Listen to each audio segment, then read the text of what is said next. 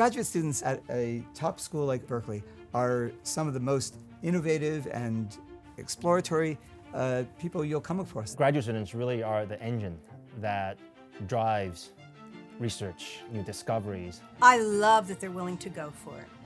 I love that they're just interested in ideas. They are the ones who are doing the experiments, they're thinking of new ideas, or they might be working with undergraduate researchers.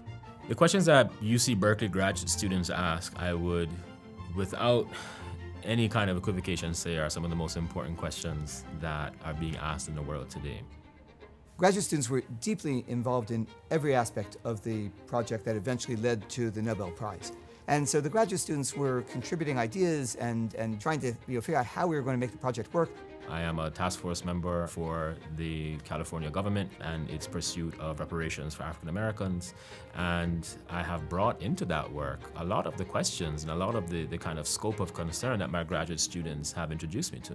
I was the first woman in chemistry and, in fact, the first woman in all the physical sciences. I had a way to go before I felt like I belonged, but I created my own home here in the laboratory with graduate students. They could be doing a lot of other things that could secure their future. However, by starting with the kinds of convictions that they have to improving the world, they decide to go to graduate school and they decide to ask really important questions and they decide to spend many hours in the lab for little pay. And there may be students who decide not to come here because they find the cost of living is too high. The ability for us as research lab, even as a campus, to recruit the top students are really dependent on the stability and sort of the long-term health of our graduate funding.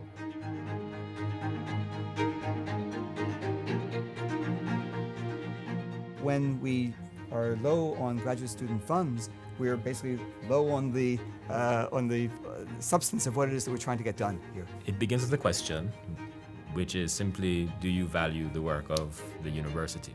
And if the answer is yes, then you have to value the work of graduate students.